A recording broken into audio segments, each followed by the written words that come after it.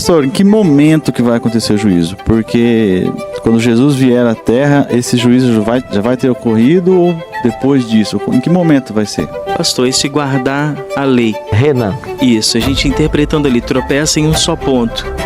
Isso pode incluir o sábado, por exemplo? E como que fica, então, as igrejas que não ensinam a guardar o sábado, as pessoas que estão dentro de uma igreja, que já ouviram falar sobre o sábado, mas não obedecem?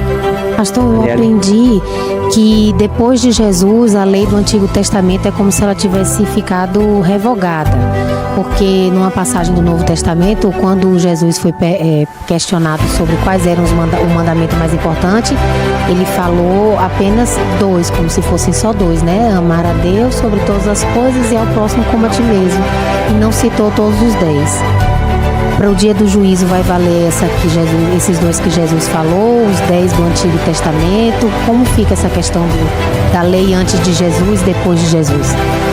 Hoje em dia nós questionamos, eu sou uma pessoa que questiono muitas vezes, até a lei do homem. Porque tem leis que nós sabemos do homem que foram construídas em cima de uma cultura machista, por exemplo, né, que não é favorável às mulheres e que eu não acho justo. Qualquer um que esteja dormindo, né, que não tenha tido conhecimento da Bíblia, que não tenha tido talvez a oportunidade de estar estudando tudo isso aqui, a gente pode contar que essas pessoas vão estar no céu? Eu digo assim, a minha família no caso, né, não tem ninguém que tenha querido estudar, que tenha tido contato com a Bíblia, nada disso.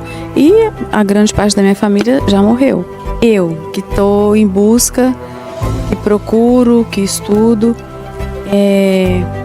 se eu não me batizar, é um ponto pacífico para eu não ser salva? Então, se eu não decidir me batizar, e mesmo que eu cumpra os 10 mandamentos, mesmo assim, infringindo a questão do batismo, se eu quiser então me batizar, eu vou lá e peço para o senhor, me batize, eu e o senhor. Precisa ser público, ou precisa ser num culto, precisa ter testemunha? Não. Ou podemos ser eu, o senhor e Deus? Todos os elementos que compõem um tribunal terrestre, eles são encontrados na Bíblia, né?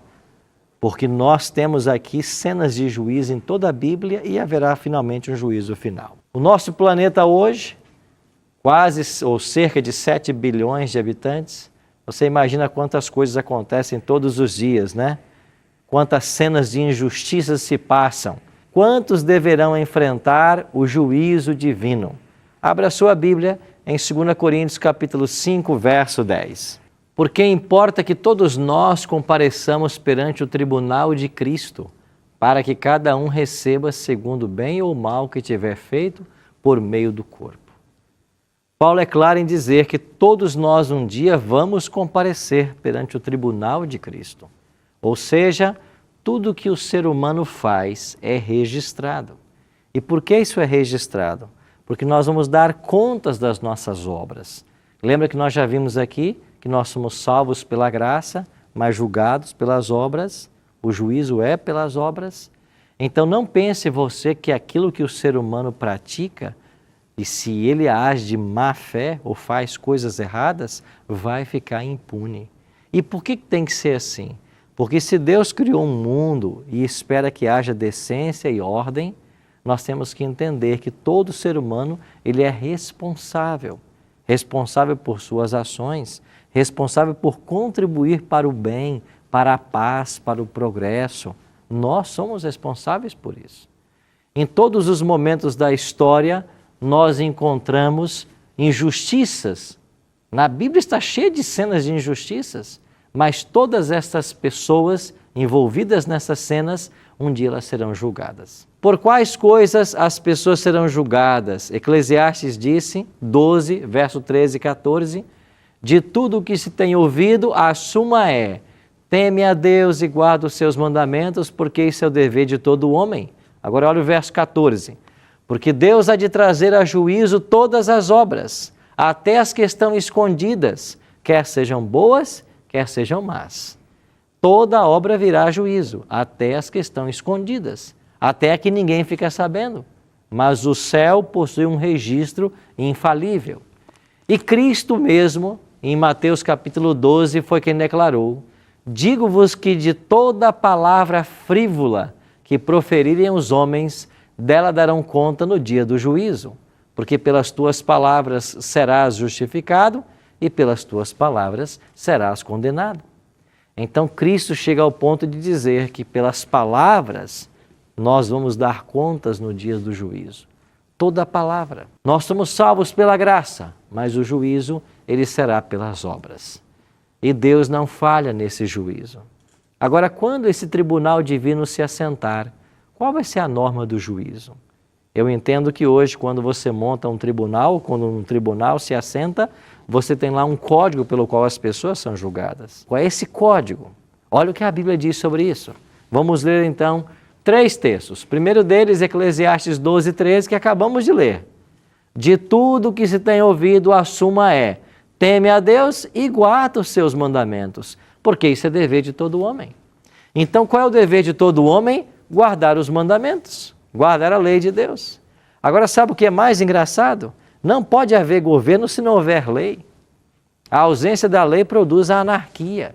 Deus, para ser um Deus justo e para que haja harmonia, paz e felicidade, Ele criou as leis. Mas hoje nós somos motivados, ensinados a olhar para a lei com olhares negativos, a rejeitar a lei de Deus como sendo uma prisão.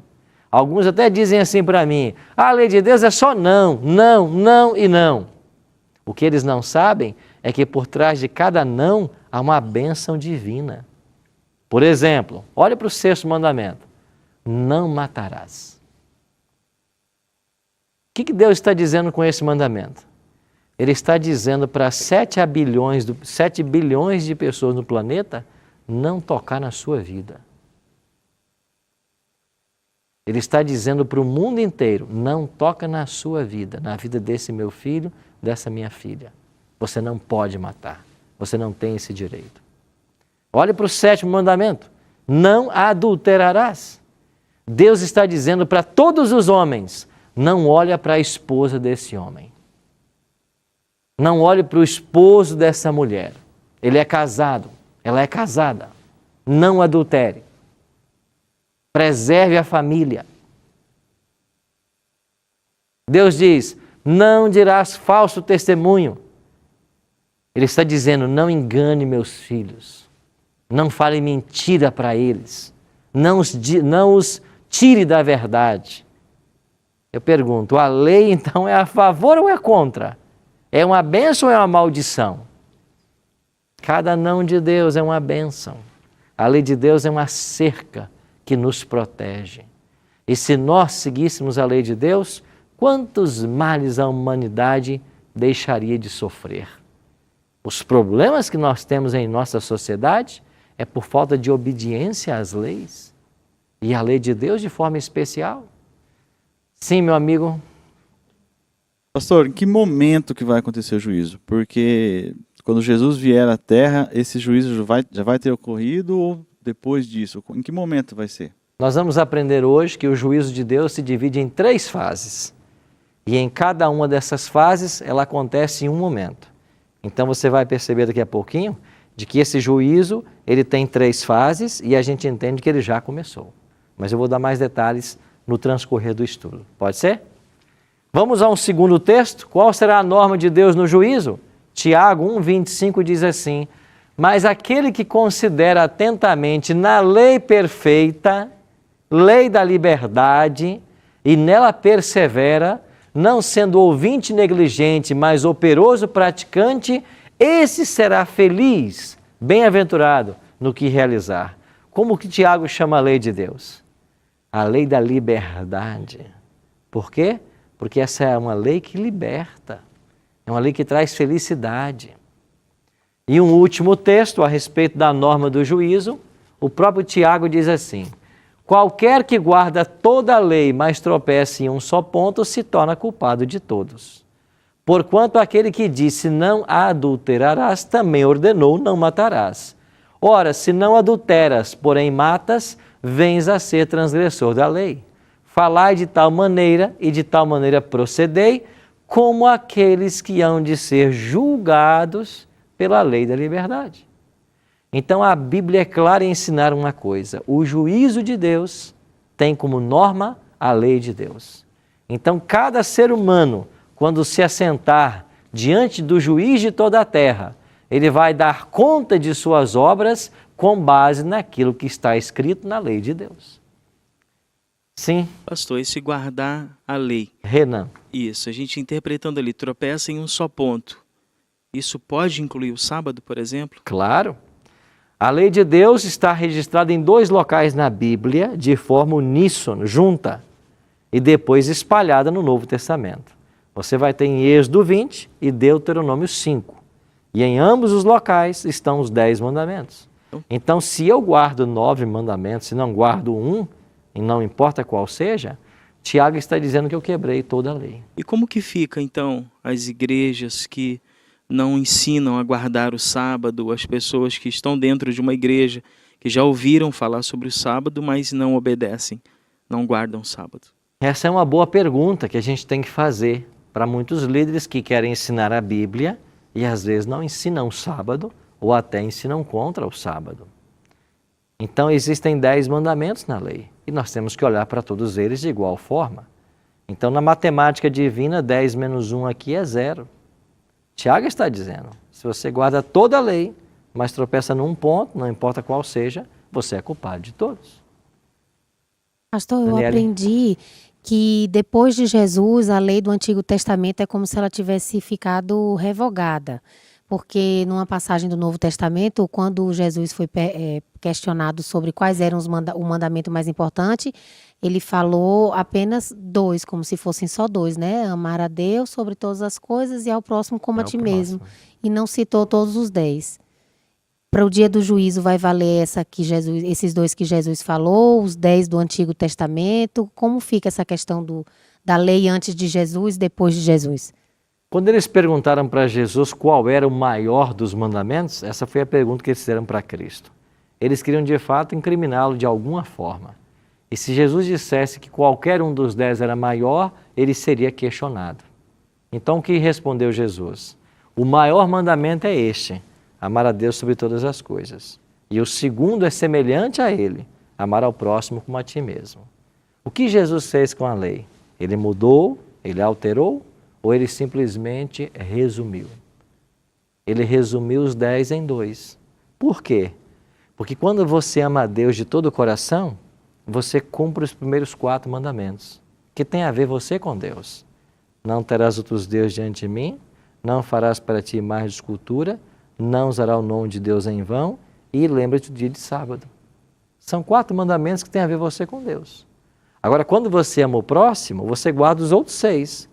Você honra pai e mãe, você não mata, não adultera, não rouba, não diz falso testemunho, não cobiça. O que fez Jesus? Resumiu os 10 em 2, sem aniquilar nenhum deles. Então, se eu usar esse texto para dizer que a lei moral dos 10 mandamentos não tem mais validade, porque agora o que importa são 2, então eu faço uma pergunta: eu posso adulterar? Eu posso roubar então? Eu posso contar mentiras agora? Não, isso eu não posso. Então tudo bem, então a lei está em vigência. Você está entendendo? A resposta de Cristo não anula a lei. Nós vamos ler um texto hoje em Mateus 5,17, onde ele diz isso: não penseis que vim revogar a lei ou os profetas, eu vim cumprir. Hoje em dia nós questionamos, eu sou uma pessoa que questiono muitas vezes, até a lei do homem, porque tem leis que nós sabemos do homem que foram construídas em cima de uma cultura machista, por exemplo, né, que não é favorável às mulheres e que eu não acho justo. Quando a gente olha para a lei de Deus, e nós vamos ler um texto sobre a origem da lei, e vamos perceber que a lei de Deus se origina com o próprio Deus, ele não deu para ninguém escrever, ele mesmo escreve com o seu dedo em tábuas de pedra. Então, por que Deus faz isso? O que é emblemático em tudo isso? Esta lei é eterna, quem escreveu fui eu, e ela tem valor eterno. Então, a lei de Deus é uma lei que pensa no ser humano de forma genérica, em todos. Pensa no homem, na mulher, na criança, porque ela inclui a todos. Olha, por exemplo, o 5º mandamento, honra teu pai e tua mãe. Está pensando nos pais. Então, a lei de Deus se preocupa com todos da família. A grande questão hoje é que as pessoas estão rejeitando essa lei de Deus, não querem segui-la. E se ela será a norma do juízo, eu tenho que conhecê-la e praticá-la. A primeira fase nós chamamos de juízo pré-advento ou investigativo. Por que é um juízo pré-advento? Porque ele acontece antes do advento. Advento é a volta de Cristo. Chamamos de advento a volta de Jesus. O juízo é pré-advento porque ele acontece antes da volta de Jesus. E por que ele acontece antes? Porque ele tem que determinar quais pessoas irão para o céu com Jesus. Jesus não pode voltar sem saber quem ele vai levar. Então acontece um juízo e quando se determina quais pessoas serão salvas, ele vem buscar os salvos. Então esta primeira fase do juízo, ela aparece aqui no livro de Daniel. E no capítulo 7, versos 9 e 10, o profeta escreveu: continuei olhando até que foram postos uns tronos, e o ancião de dia se assentou. Sua veste era branca como a neve, e os cabelos da cabeça como a pura lã. O seu trono eram chamas de fogo, e suas rodas eram fogo ardente. Um rio de fogo manava e saía diante dele. Milhares e milhares o serviam, e miríades estavam diante dele. Assentou-se o tribunal e se abriram os livros. O tribunal de Deus se assenta e os livros são abertos. Que livros são estes? Esses são os livros de registro. Nós temos anjos que têm a função de serem anjos relatores. Eles estão registrando as obras humanas. E no juízo, os livros serão abertos e as pessoas serão julgadas de acordo com aquilo que está no livro. Então aqui você tem uma cena de um tribunal e as pessoas se assentando para serem julgadas. Nesta primeira fase do juízo de Daniel, são julgadas as pessoas que um dia aceitaram a Cristo como Salvador. E quem não aceitou a Cristo como Salvador? Ele não é julgado nesta fase, porque se ele não aceitou, ele já está condenado. Ele vai ser julgado numa outra fase que é a próxima. Então agora só são julgados os que aceitaram a Cristo. Agora, se aceitaram a Cristo, por que precisam ser julgados? Porque o aceitar a Cristo não é garantia de salvação enquanto não se permanece em Cristo. Então esse juízo acontece, a primeira fase, para identificar quem permaneceu em Cristo. E esse que aceitou a Cristo e nele permaneceu, é que será então salvo. Chegamos à segunda fase.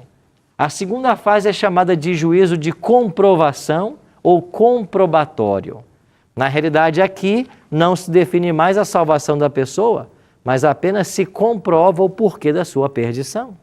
Vamos então ao texto. Apocalipse, capítulo 20, versos 11 e 12. Vi um grande trono branco e aquele que nele se assenta, de cuja presença fugiram a terra e o céu, e não se achou lugar para eles. Vi também os mortos, os grandes e os pequenos, postos em pé diante do trono. Então se abriram os livros. Outro livro ainda foi aberto, o livro da vida, e os mortos foram julgados segundo as suas obras, conforme se achava escrito nos livros. Você percebe que na primeira fase não mencionou que os mortos estavam sendo julgados? Porque era um juízo do pré-advento.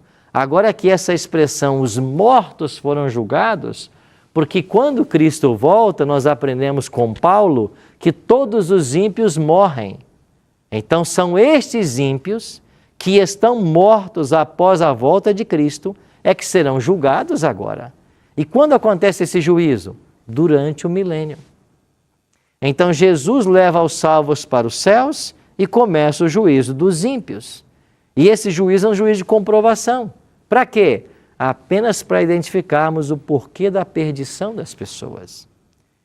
Estão lembrados daquele carcereiro que estava mantendo os apóstolos em prisão? E quando eles foram libertos, ele ia tirar a vida. E os discípulos disseram, não faça isso, todos nós aqui estamos. E ele perguntou assim: Senhores, que devo fazer para ser salvo? E a resposta foi: crê no Senhor Jesus e serás salvo, tu e tua casa. Então a condição de salvação é crer em Jesus. Os ímpios não creram em Jesus, por isso eles foram condenados. E o fato de não crerem em Jesus os levaram a uma vida de pecado. Agora, quando esses livros são abertos, o que é que fica comprovado? Que as obras que eles praticaram não estavam de acordo com a vontade, com a lei de Deus. E é por isso que eles são condenados. Então, eles são condenados por não aceitarem a Cristo e por não viverem o Evangelho, os princípios do Evangelho. E agora, nesse juízo, vai ficar claro o porquê da perdição. Aí voltamos à sua pergunta. Os salvos que lá estarão nos céus vão dar falta de um ente querido que se perdeu. Como vai funcionar isso? Durante o milênio, nessa fase comprobatória, nós vamos saber o porquê da perdição de cada ímpio. E quando nós entendermos todo o esforço que o céu fez para salvar a pessoa e que ainda assim ela não quis, nós iremos dizer: Deus foi justo em salvar estes e condenar aqueles, porque eles não quiseram a graça que lhes foi oferecida. E Ana? Qualquer um que esteja dormindo, né? Que não tenha tido conhecimento da Bíblia, que não tenha tido talvez a oportunidade de estar estudando tudo isso aqui, a gente pode contar que essas pessoas vão estar no céu? Elas poderão estar. Lembra que eu disse para vocês que nós temos a revelação divina, ela se manifesta não apenas na Bíblia, mas também na natureza, nas impressões do Espírito Santo. Então você tem pessoas que nunca tiveram contato com a Bíblia, mas Deus se revelou para elas de alguma maneira. E é a revelação que Deus fez para elas, a luz que elas receberam, por essa luz elas serão julgadas. Eu digo assim, a minha família no caso, né? Não tem ninguém que tenha querido estudar, que tenha tido contato com a Bíblia, nada disso. E a grande parte da minha família já morreu. Uhum. Então, cada um deles recebeu uma porção de luz, porque ninguém vai morrer sem ter luz alguma. Então Deus se manifesta para cada pessoa. Olha o que diz Romanos capítulo 1, verso 20, sobre esse tópico.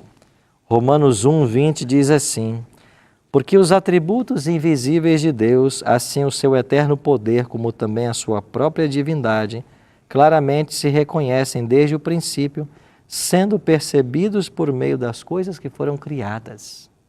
Os atributos de Deus se manifestam nas coisas criadas. A natureza é uma revelação divina.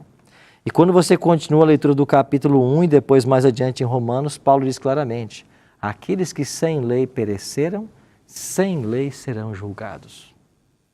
Pereceu sem conhecer a lei, vai ser julgado sem a lei. Julgado com base em quê? Na luz que ela recebeu. E em Atos 17:30, a Bíblia diz assim: Deus não levou em conta os tempos da ignorância. Agora, porém, notifica aos homens em toda parte que se arrependam. Então, toda pessoa que passou por essa terra, ela teve uma quantidade de luz. Essa luz pode variar, menor ou maior para alguns, mas é por essa luz que nós seremos julgados. eu que estou em busca, que procuro, que estudo, se eu não me batizar, é um ponto pacífico para eu não ser salva? Mas você pergunta assim: alguém para ser salvo tem que se batizar? A resposta é: depende. Ela conheceu do batismo? Não. Então ela pode ser salva sem ser batizada. Até porque os cristãos que viveram antes de Cristo, ninguém foi batizado. Porque o batismo é uma doutrina do Novo Testamento.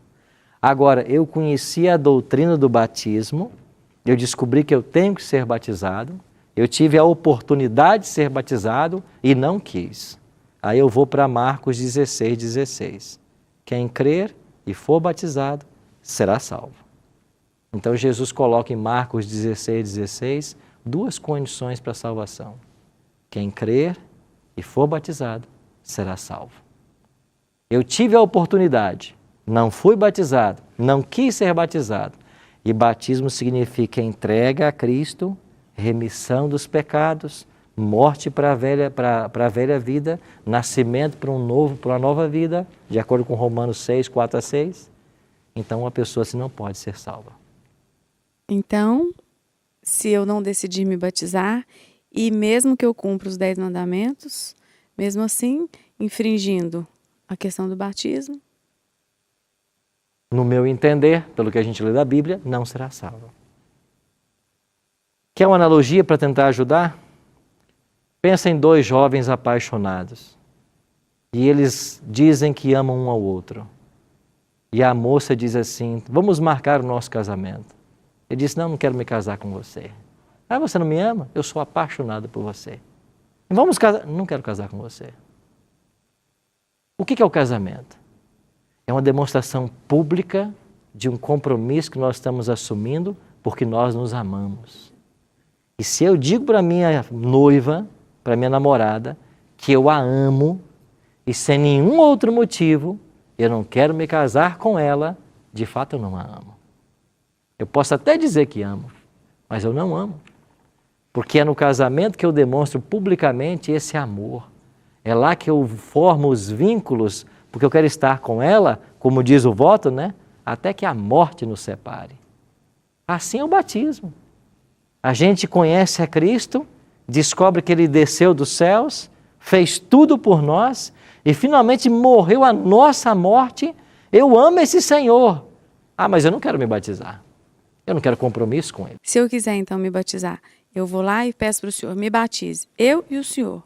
Precisa ser público, ou precisa ser num culto, precisa ter testemunha? Não. Ou podemos ser eu, o senhor e Deus fazendo, Claro. vendo ali aquele ato? Se você for para Atos capítulo 8, se não me falha a memória, você tem aqui Filipe batizando o eunuco num rio.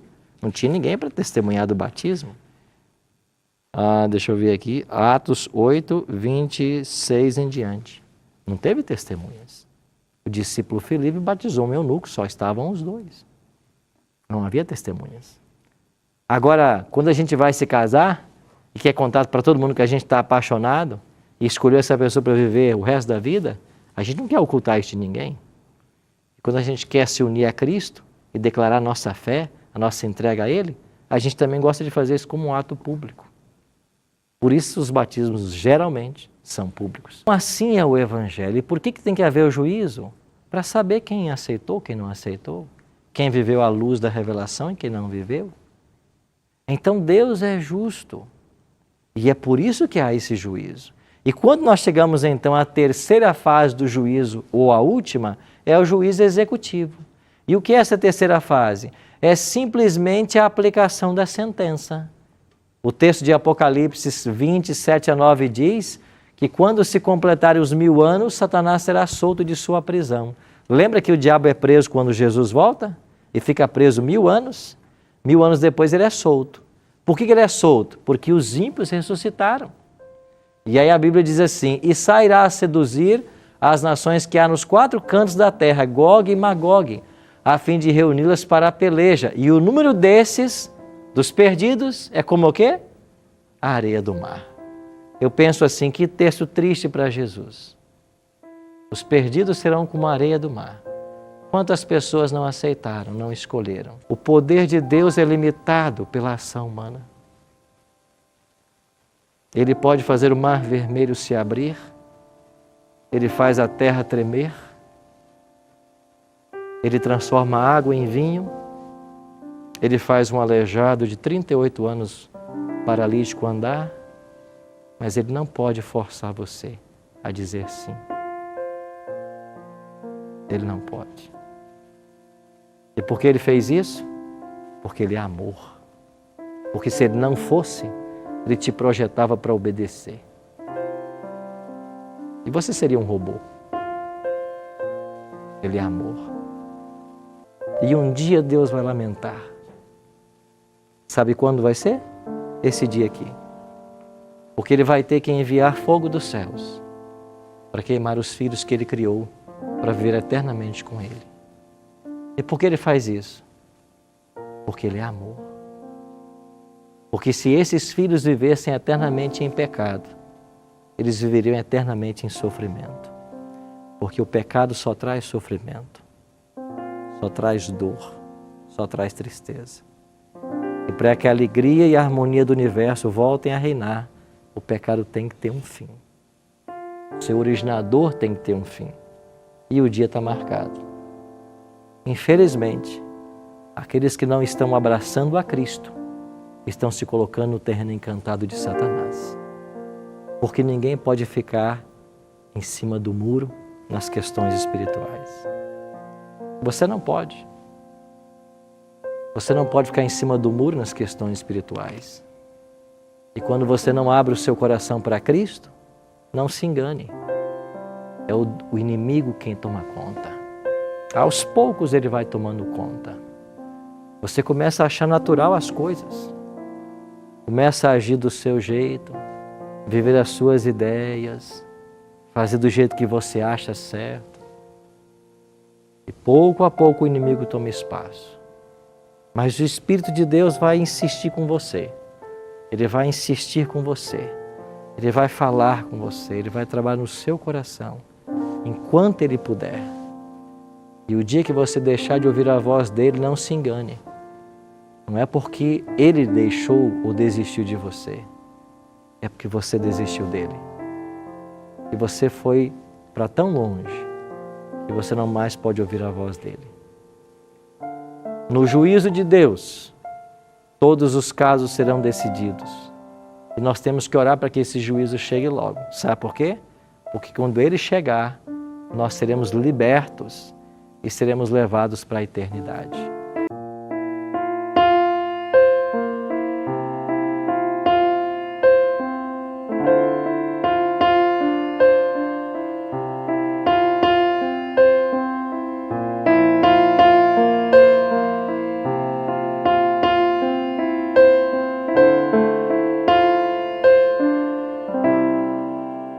Quero me prostrar diante do teu altar e ouvir a tua voz, te entregar meu coração e deixar que venhas entrar e para sempre aqui ficar.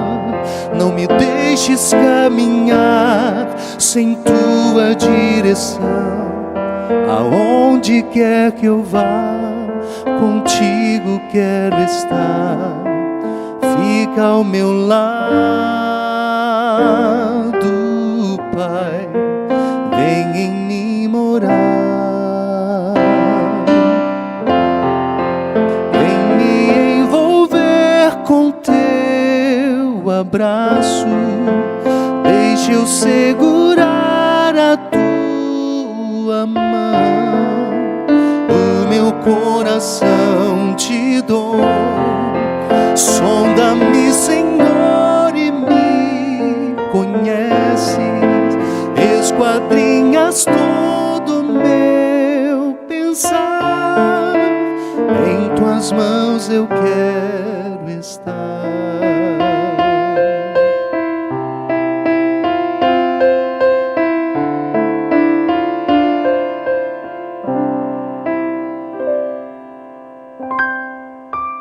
Quero me prostrar diante do teu altar e ouvir a tua voz, te entregar meu coração e deixar que venhas entrar e para sempre aqui ficar. Não me deixes caminhar sem tua direção. Aonde quer que eu vá, contigo quero estar. Fica ao meu lado, Pai, vem em mim morar. Vem me envolver com teu abraço, deixa eu segurar a tua mão. O meu coração te dou, sonda-me, Senhor, e me conheces, esquadrinhas todo meu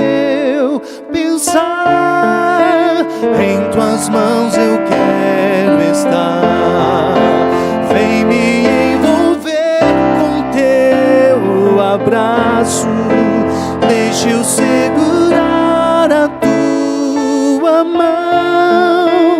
O meu coração te dou, sonda-me, Senhor, e me conheces, esquadrinhas todo meu pensar, em tuas mãos eu quero estar.